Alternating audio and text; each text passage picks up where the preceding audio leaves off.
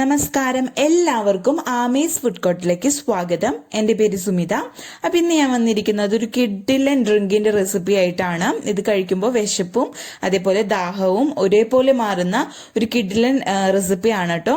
അപ്പോൾ ഈ ഒരു ചൂടുള്ള സമയത്ത് കഴിക്കാൻ പറ്റുന്ന ഒരു കിഡിലൻ റെസിപ്പിയാണ്. വളരെ ഈസിയാണ് ഉണ്ടാക്കാനും അതേപോലെ വളരെ ഹെൽത്തി ആയിട്ടും ടേസ്റ്റി ആയിട്ടുള്ളൊരു ഡ്രിങ്കാണ്. അതെങ്ങനെയാണ് റെഡിയാക്കുന്നതെന്ന് നമുക്ക് നോക്കാം. അപ്പോൾ നമ്മുടെ ഡ്രിങ്കിന് വേണ്ടിയിട്ട് ആദ്യം തന്നെ നമുക്ക് നമ്മുടെ കസ്റ്റാർഡ് മിൽക്ക് റെഡിയാക്കി എടുക്കാം. അപ്പോൾ അതിന് വേണ്ടിയിട്ട് കടായിലേക്ക് 500 ml പാല് ചേർത്ത് കൊടുക്കാം. അതായത് 2 കപ്പ് പാലാണ് കേട്ടോ ഞാൻ ചേർത്ത് കൊടുക്കുന്നത്. ഫുൾ ഫാറ്റ് മിൽക്ക് തന്നെ എടുക്കാൻ ശ്രദ്ധിക്കുക. ഇനി ഇതിലേക്ക് എക്സ്ട്രാ വെള്ളമൊന്നും ചേർത്ത് കൊടുക്കുന്നില്ല. ഈ കൂട്ടത്തിൽ തന്നെ നമുക്ക് മധുരത്തിന് ആവശ്യത്തിനുള്ള പഞ്ചസാര ചേർത്ത് കൊടുക്കാം. ഞാനിപ്പോൾ 1/3 കപ്പ് ഷുഗറാണ് ചേർത്ത് കൊടുക്കുന്നത്.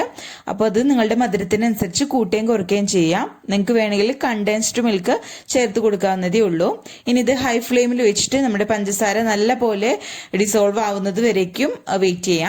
അപ്പോൾ ഇനി നമ്മുടെ പഞ്ചസാരയൊക്കെ നമ്മുടെ പാല് നല്ലപോലെ അലിഞ്ഞു വരുന്ന സമയം കൊണ്ട് നമുക്കിതിലേക്ക് വേണ്ടിയിട്ടുള്ള കസ്റ്റാർഡ് ഒന്ന് കുറച്ച് വെള്ളത്തിൽ മിക്സ് ചെയ്ത് വെക്കാം.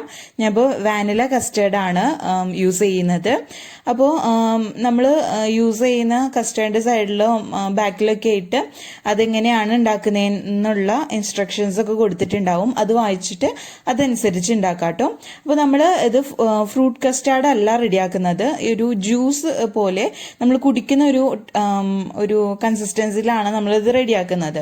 അപ്പോൾ 2 കപ്പ് അളവിൽ ഈ ഒരു പാക്കിൽ നമ്മൾ ഫ്രൂട്ട് കസ്റ്റാർഡാണ് ഉണ്ടാക്കുന്നതെങ്കിൽ 2 കപ്പിന് 2 ടേബിൾ സ്പൂൺ അളവിൽ കസ്റ്റാർഡ് പൗഡർ ആണ് യൂസ് ചെയ്യുന്നത്.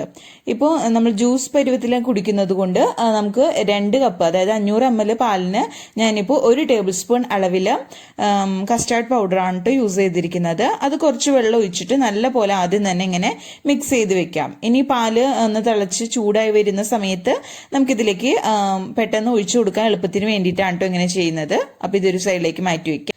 ഇപ്പോൾ ഇതാ നമ്മളുടെ പാല് ചെറുതായിട്ടൊന്ന് തിള വന്ന് തുടങ്ങിയിട്ടുണ്ട്. അതേപോലെ തന്നെ നമ്മുടെ പഞ്ചസാരയൊക്കെ നല്ല പോലെ നമ്മുടെ പാലിലേക്ക് അലിഞ്ഞു ചേർന്നിട്ടുണ്ട്. ഈ സമയം നമുക്ക് ലോ ഫ്ലെയിമിലേക്ക് മാറ്റാം.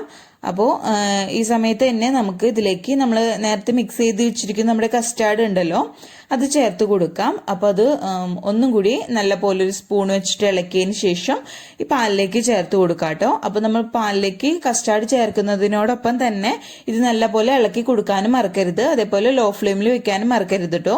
അതല്ലെങ്കിൽ ഇത് ഒഴിക്കുന്ന വഴിക്ക് ഇളക്കി കൊടുത്തില്ലെങ്കിൽ പെട്ടെന്ന് കട്ട പിടിച്ചു പോകാൻ സാധ്യതയുണ്ട്. അതേപോലെ ഞാൻ കസ്റ്റാർഡ് വെച്ചിട്ടുള്ള ഫ്രൂട്ട് കസ്റ്റാർഡിന്റെ റെസിപ്പിയും സേമിയ കസ്റ്റാർഡിന്റെ റെസിപ്പിയും ഒക്കെ അപ്ലോഡ് ചെയ്തിട്ടുണ്ട് നേരത്തെ തന്നെ. അപ്പോൾ അത് കാണാത്തവരുണ്ടെങ്കിൽ കാണാട്ടോ. അപ്പൊ അതിന്റെ ലിങ്ക് ഒക്കെ ഞാൻ ഡിസ്ക്രിപ്ഷൻ ബോക്സിൽ കൊടുത്തേക്കാം. ഇനി ഇത് ഒന്ന് തിക്കായി വരുന്നത് വരേക്ക് നമ്മൾ ഒന്ന് തിളപ്പിച്ചെടുക്കുകയാണ് ചെയ്യേണ്ടത്.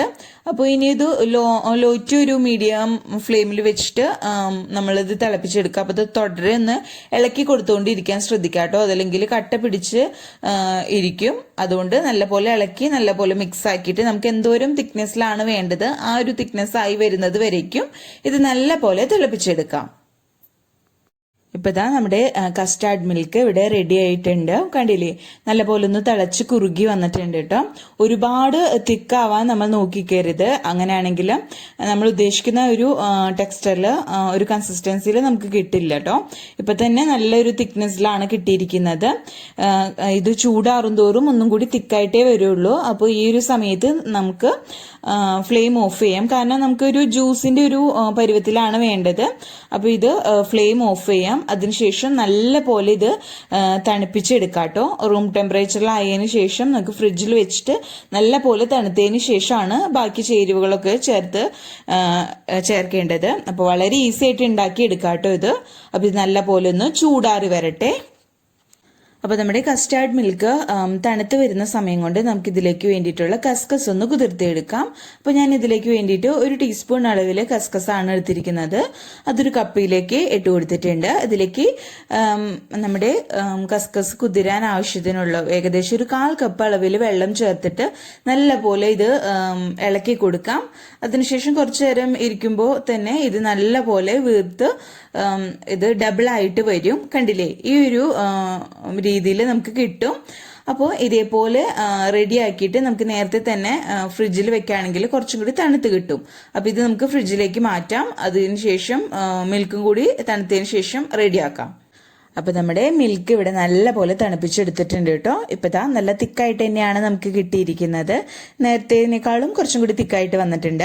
ഇനി ഇതിലേക്ക് നമുക്ക് ക്യാരറ്റും ആപ്പിളും ഗ്രേറ്റ് ചെയ്തതാണ് കേട്ടോ. ക്യാരറ്റ് വളരെ കനം കുറച്ച് അരിഞ്ഞതാണ്. അതിനേക്കാളും കുറച്ച് തിക്കായിട്ടാണ് ഞാൻ ആപ്പിള് ഗ്രേറ്റ് ചെയ്തെടുത്തിരിക്കുന്നത്. അപ്പം അതിൻ്റെ കുരുവൊക്കെ കളഞ്ഞ്, ആപ്പിളിൻ്റെ കുരുവൊക്കെ കളഞ്ഞ് തോലൊക്കെ കളഞ്ഞിട്ട് ഗ്രേറ്റ് ചെയ്തെടുത്തിരിക്കുന്നതാണ് കേട്ടോ. അത് രണ്ടും 2 ടേബിൾ സ്പൂൺ വെച്ചിട്ടുണ്ട്. അപ്പോൾ നിങ്ങൾ എടുക്കുന്ന മിൽക്കിന്റെ അളവിനനുസരിച്ച് അതിന്റെ അളവ് ക്വാണ്ടിറ്റി കൂട്ടി കൊടുക്കുക കേട്ടോ. അതേപോലെ നമ്മൾ എടുത്തിരിക്കുന്ന കസ്കസ് ഉണ്ടല്ലോ, കുതിർത്ത് വെച്ചിരുന്ന കസ്കസ്, അത് ചേർത്ത് കൊടുക്കാം. അതേപോലെ 2 ടേബിൾ സ്പൂൺ അളവില് നട്ട്സ് ആണ്. നിങ്ങൾക്ക് ഇഷ്ടമുള്ള നട്ട്സും അതേപോലെ ഫ്രൂട്ടും ഒക്കെ ഇതിലേക്ക് ചേർത്ത് കൊടുക്കുക കേട്ടോ. നല്ല ടേസ്റ്റ് ആയിരിക്കും കഴിക്കാൻ വേണ്ടിയിട്ട്. അപ്പൊ ഇത് നല്ല പോലെ തണുപ്പിച്ച് കഴിക്കുമ്പോഴാണ് കുറച്ചും കൂടി നല്ല ടേസ്റ്റ് വരുന്നത്. അപ്പോൾ നല്ല ഈസി ആയിട്ട് റെഡിയാക്കാൻ പറ്റുന്ന, ഈ ചൂട് കാലത്ത് കഴിക്കാൻ പറ്റുന്ന ഒരു കിഡിലൻ ഡ്രിങ്ക് ആണ് കേട്ടോ. നല്ല ടേസ്റ്റാണ് കഴിക്കാൻ. അതേപോലെ ഈസി ആയിട്ട് ഉണ്ടാക്കാൻ പറ്റുന്ന ഒരു ഐറ്റം ആണ്. വളരെ ചിലവ് കുറഞ്ഞ കുറച്ച് ഇൻഗ്രീഡിയൻസ് മാത്രമേ ഉള്ളൂ. അപ്പോൾ നിങ്ങളുടെ അടുത്ത് ഏത് ഫ്രൂട്ടാണോ ഉള്ളത് അതനുസരിച്ച് ഇട്ടിട്ട് റെഡിയാക്കി എടുത്താലും മതി കേട്ടോ. അപ്പോൾ ഇതിലേക്ക് ഞാൻ കുറച്ച് ഐസ് ക്യൂബും കൂടി ഈ സമയം ചേർത്ത് കൊടുക്കുന്നുണ്ട്. അപ്പോൾ ഐസ് ക്യൂബും കൂടി ഇടുമ്പോൾ നല്ലൊരു തണവുമായിരിക്കും. അതേപോലെ കഴിക്കാനും കുടിക്കാനും നല്ലൊരു ടേസ്റ്റ് ആയിരിക്കും കേട്ടോ. അപ്പോൾ തീർച്ചയായിട്ടും എല്ലാവർക്കും ഈ വീഡിയോ ഇഷ്ടപ്പെട്ടെന്ന് വിചാരിക്കുന്നു. വീഡിയോ ഇഷ്ടപ്പെട്ടാൽ ലൈക്ക് ചെയ്യുക. അതേപോലെ നിങ്ങളുടെ ഫ്രണ്ട്സും റിലേറ്റീവ്സിനും ഒക്കെ വീഡിയോ ഷെയർ ചെയ്യാനും മറക്കരുത്. ആദ്യമായിട്ട് വീഡിയോ കാണുന്നവർ ആരെങ്കിലും ഉണ്ടെങ്കിൽ ചാനൽ സബ്സ്ക്രൈബ് ചെയ്യാനും മറക്കരുത് കേട്ടോ. അപ്പോൾ ഇതാ ഐസ് ക്യൂബും കൂടി ചേർത്തിട്ട് നല്ല പോലെ മിക്സ് ചെയ്യുക. എന്നിട്ട് ഇത് സെർവ് ചെയ്യുക. വളരെ ടേസ്റ്റി ആയിട്ടുള്ള ഒരു ഡ്രിങ്ക് ആണ് കേട്ടോ. അപ്പോൾ തീർച്ചയായിട്ടും ഇത് ട്രൈ ചെയ്ത് നോക്കാം കേട്ടോ. അപ്പോൾ അടുത്ത അടിപൊളി വീഡിയോ ആയിട്ട് വരുന്നത് വരയ്ക്കും ബൈ. താങ്ക്